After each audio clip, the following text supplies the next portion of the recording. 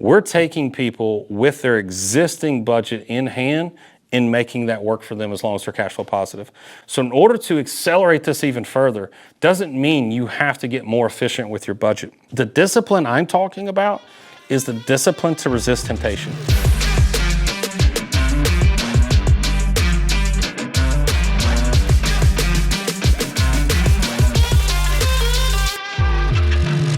Welcome back, gang. It's Michael Lush again with the Replace Your University podcast.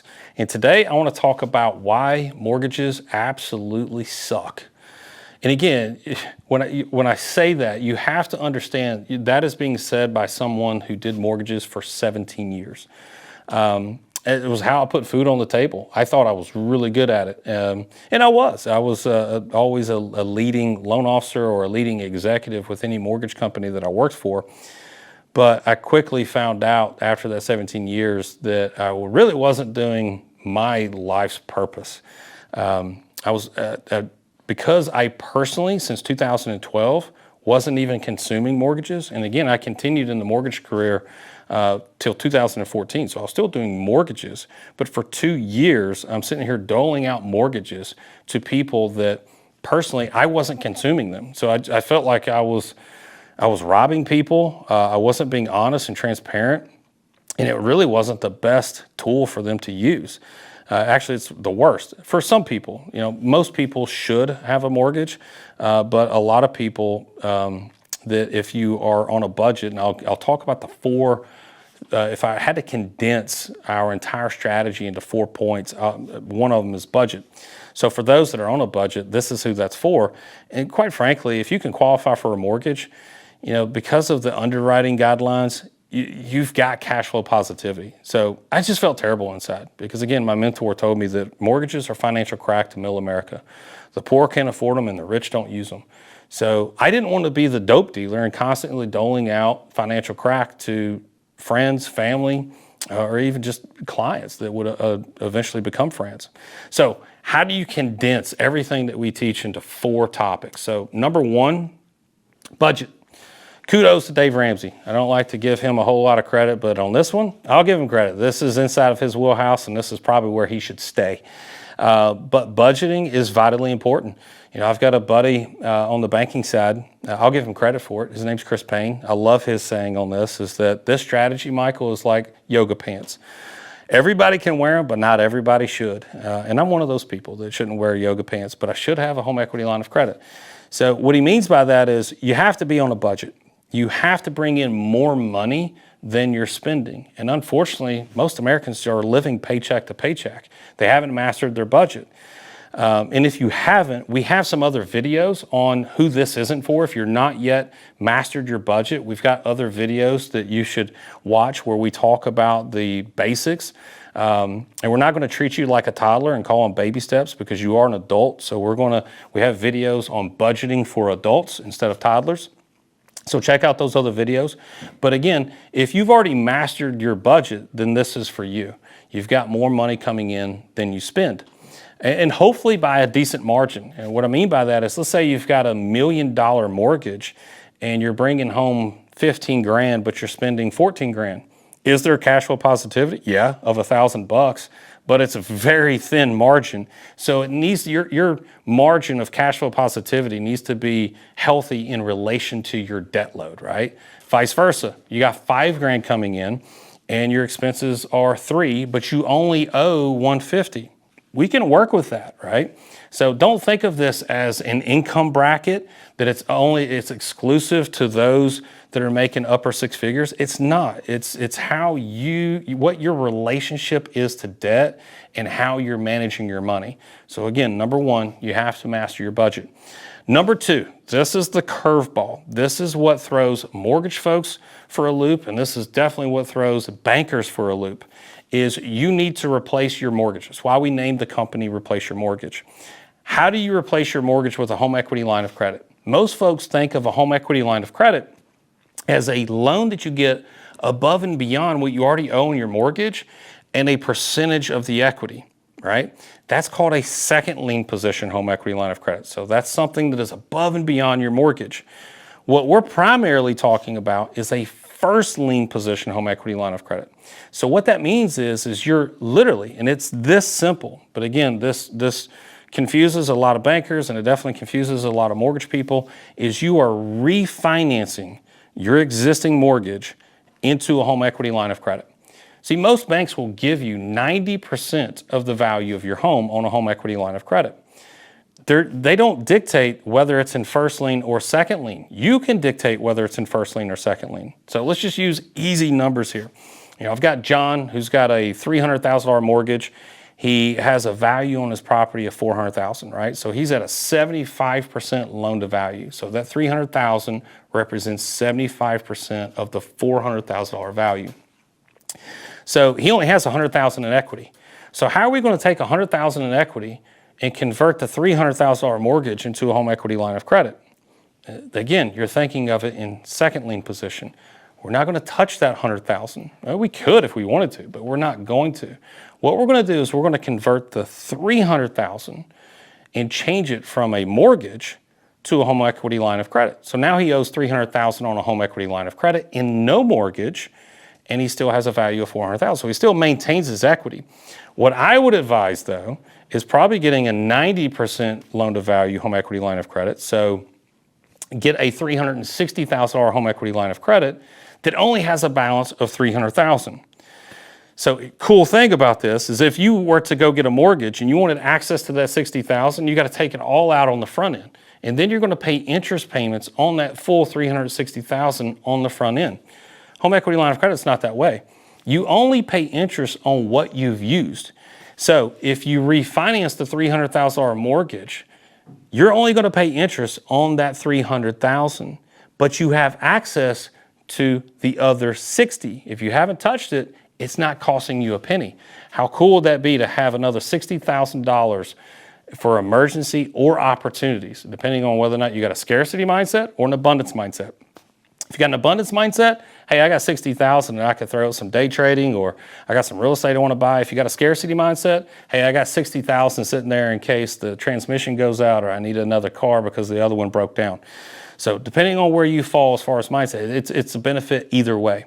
So all we're doing is the second step is we're replacing the mortgage into a first lien position home equity line of credit. Now, number 3 is now we are utilizing the HELOC account as our operating account. Here's what I mean by that. Most of you, because you had a mortgage or have a mortgage, is you have to have a checking and savings account because you're not operating out of the mortgage. Because once you put money in, money's not coming out freely. You got to pay thousands of dollars in a refinance or go get a home equity line of credit to get access to that equity. So you're not operating inside of a mortgage.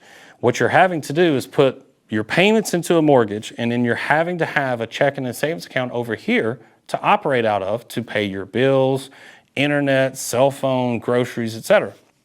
That's not what I'm talking about.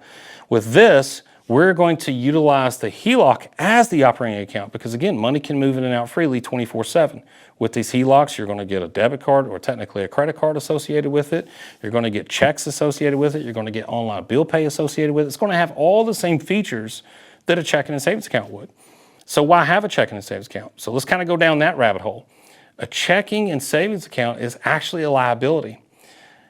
The more money you have in a checking and savings account, the more of a liability you have.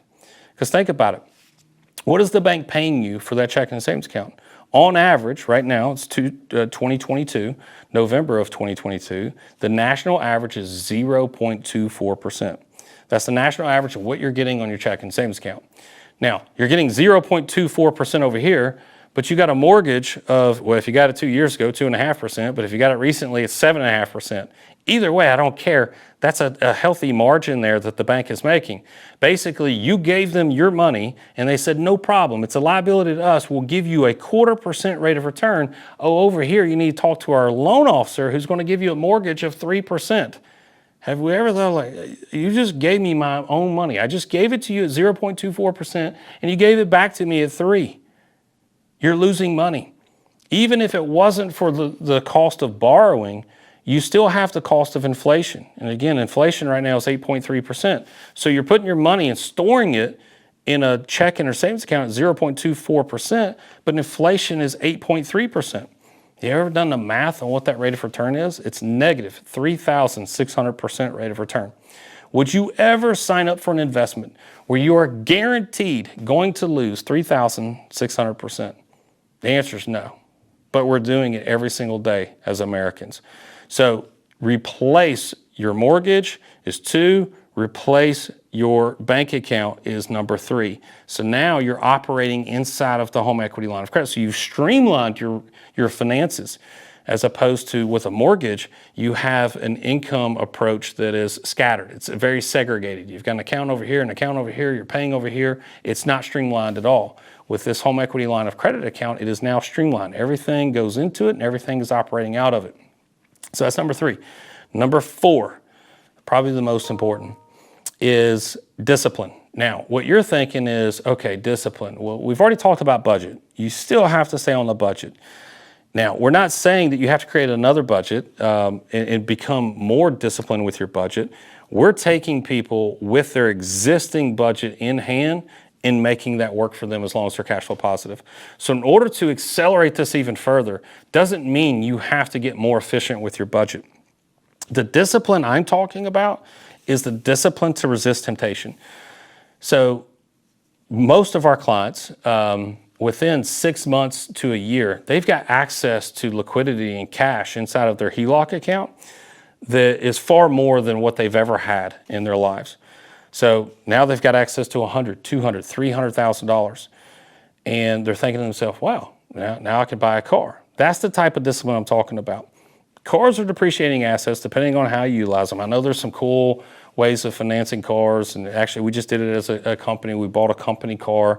There's tax write-offs there. So aside from all that, just the average person, a car absolutely sucks as an investment. It's not an investment. It's a liability. It depreciates as soon as you drive it off the lot, and for every mile you drive and every maintenance cost that you have, it's a depreciating asset. So don't take your cash and put it into something that depreciates and becomes a liability.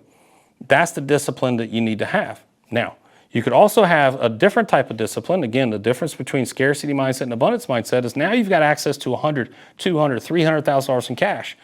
Maybe I want to wake up that money, that $100,000, and if I have $100,000 and I'm typically buying $100,000 rental properties, how many properties can I buy with $100,000? Most people would say 1, but the answer is actually 5, because again, we're still going to use other people's money.